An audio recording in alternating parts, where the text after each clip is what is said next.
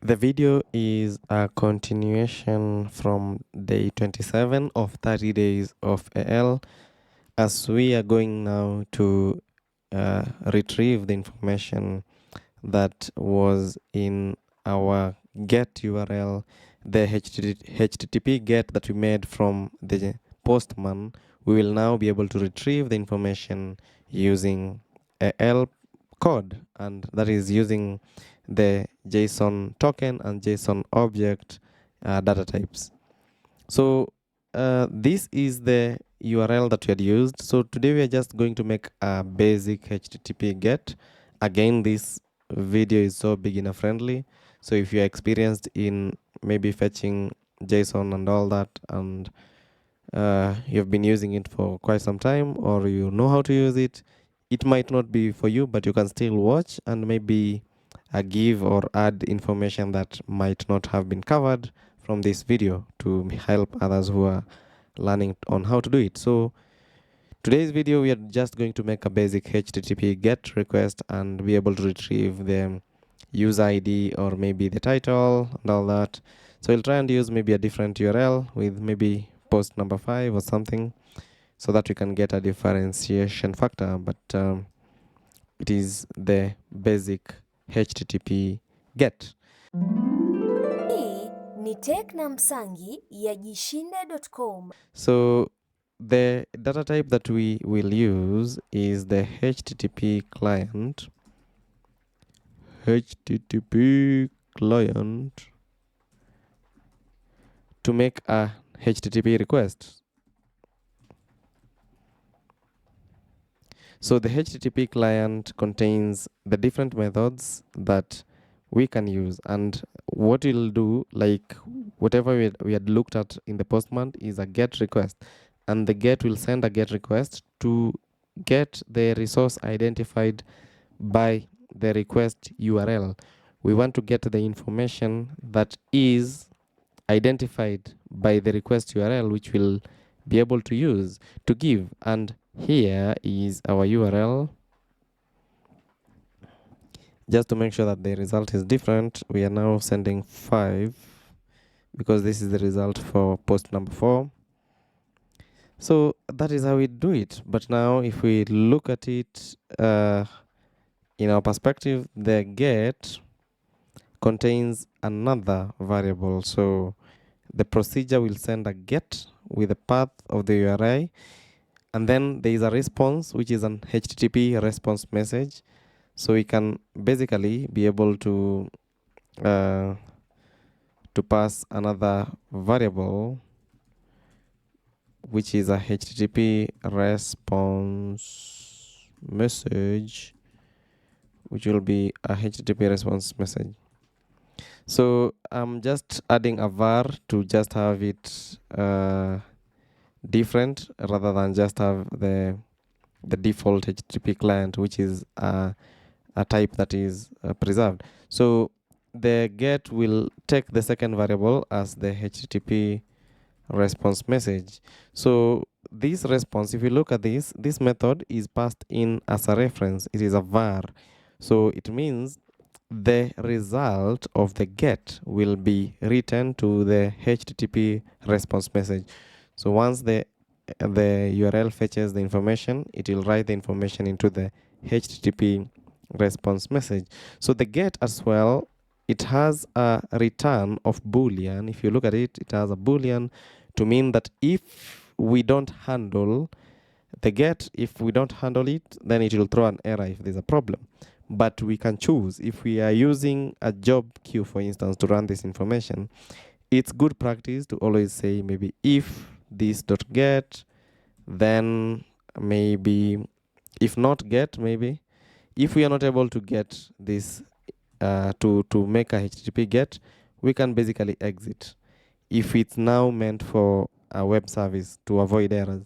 Or else, if not get, we can log telemetry information. We can have application insight. Okay, we can log information about this error to have information that we were not able to make a get request. But for our case here, we'll just okay, let's leave it as this. If we don't get, then we exit. or rather we message error on get, maybe something like that.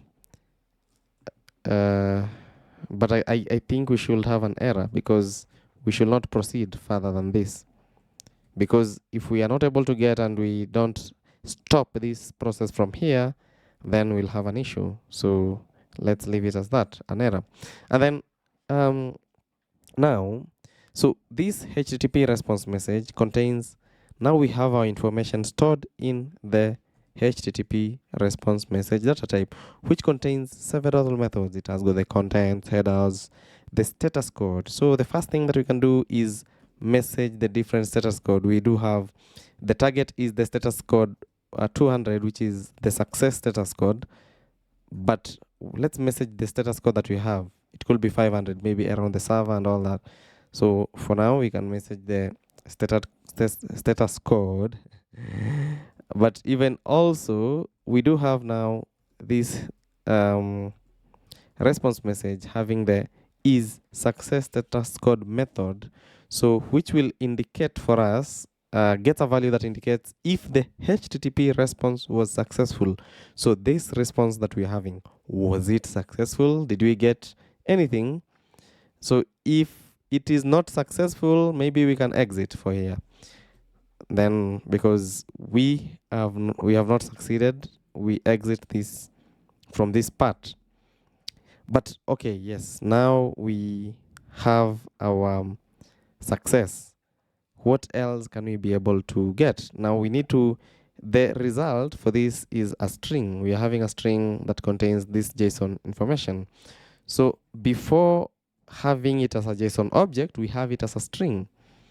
So response txt is text. At the back of your mind, always remember that you are just getting information. You're just getting text, and most of the data that is sent is usually text. When we have text, it's just a matter of now trying to get to this text that is being sent. So this is extra validation to just make sure that we are able to get to our text. So our response message, so we'll now use the HTTP response. There's a method that we need to use, that is the content dot read us now the response text. So when you look at the content, it gets the contents of the HTTP response. So the reason we are using this is because we are trying to get what content is contained in the HTTP response, and then the readers, so we'll reads the content into the provided secure text. So we are reading it, passing it as a variable, as a reference. We are passing the reference type of our response so that it can be written with the response as text. So it is also a boolean. So we can also choose to say this: if we are not able to read this value, we can still exit. But for a value that we don't need to, we can ignore handling this boolean so that we can be able to get if we are able to really read or not. Okay, so now comes the part. Now we have our response as text. What else do we need to do? Now we need to get this text to a JSON object. Remember, Business Central has a way of, it has got the JSON objects. It has the JSON objects data types that will help us be able to work with JSON, with the JSON data types. So here, the base JSON object that contains all JSON objects is, let me say, the base data type is the JSON token. So if we look at the JSON token, let's look at the description.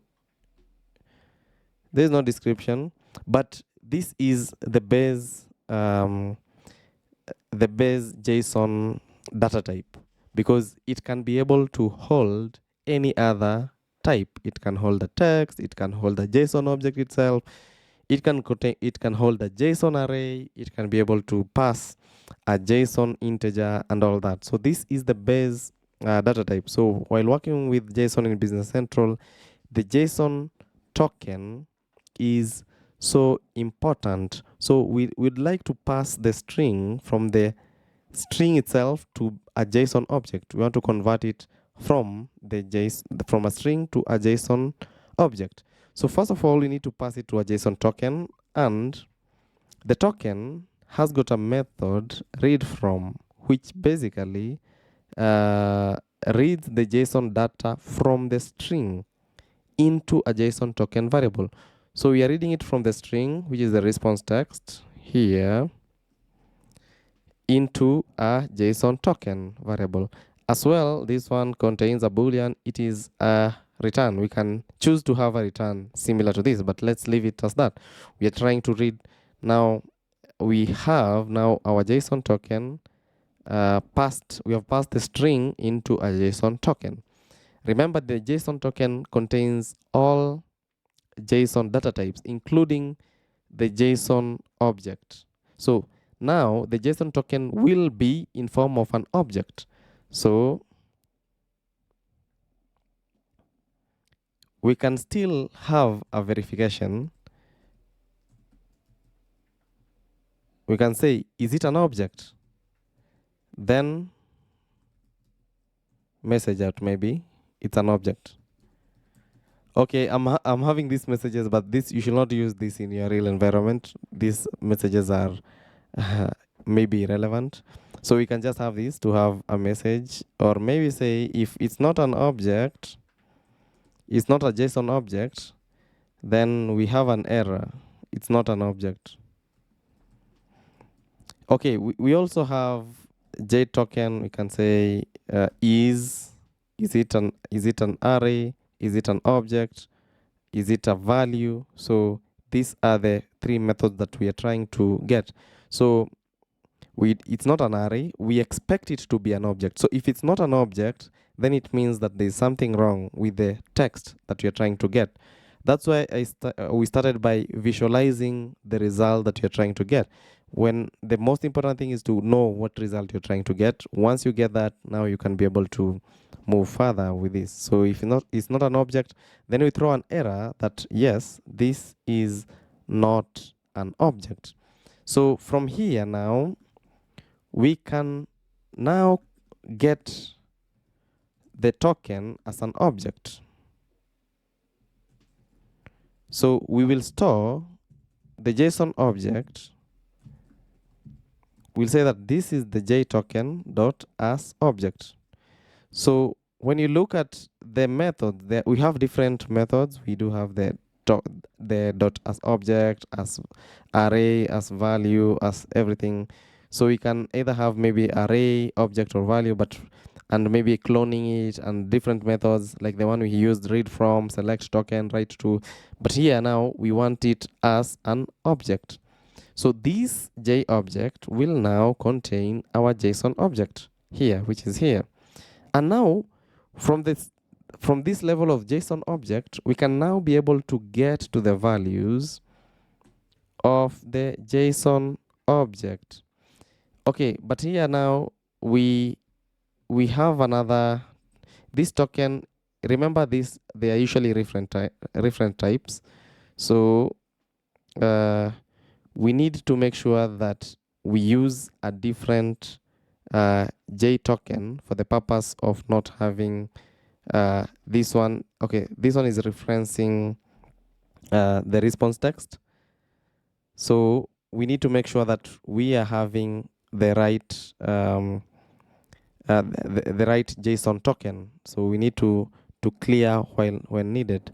So at this point, we need now to get a new JSON token for the result that will hold this result, the result of the title. Let's say JToken result for the purpose of get. So the JObject, we want to get the what is it called, title, the title, and then it gets what? It has got a JSON token, which will now store the value JToken result will now store the value. Okay, the message shouldn't be here. We'll store the value, and now we'll message out the JToken result dot as value dot as text, because our results is a text. So we now need to message our title that is part of this result. So let's maybe be able to use title number 4. Okay, let's just use 5. Have a breakpoint, and I'm running my, so this, there is an object, a report that is running this code unit automatically.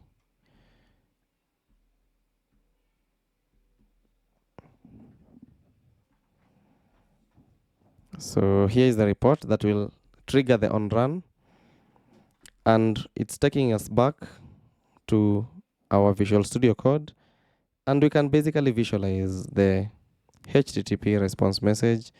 It contains the status code, which is 200. The reference is okay, it's true, and then we have the headers, and this is the information that we are getting. Okay, what am I looking for? Report to, just a minute.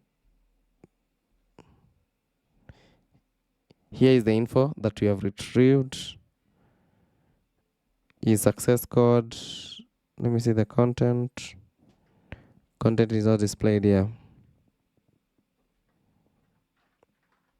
Okay, let's move to the next breakpoint. We have now our status code to be 200. At least it's a success status code. And then we are trying to get the content. We are having our response text not updated, but now our response text is updated once we read, and this is the title that we'll be able to retrieve.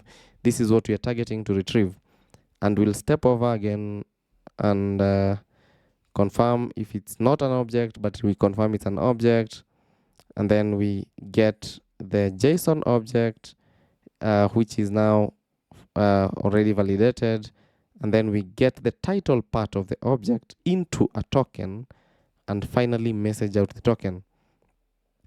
Okay, there's a lot of repetition in this code, which can now be simplified, but if you're just getting started with reading these objects, then this is the way to go. Take it step by step with a very simple JSON string and be able to retrieve it. So I'll continue, and we have our status code, and this is our title. I think those are the two messages that we are able to generate. So that we have now been able to do a get from now the Business Central. But the first step is to use Postman to make sure that the get is being done right. And to convert it to now Business Central is so easy. I'll share links to Microsoft Learn for more information, so that you can be able to learn more methods about how to retrieve and follow the learning path, and be able to easily and fastly retrieve your JSON objects into Business Central and make external HTTP requests. So that's it for day 28 of 30 days of AL. We have 2 more days. See you in day 29. If you enjoyed this video, make sure to like, subscribe, and ring the notification bell so that you don't miss the next one.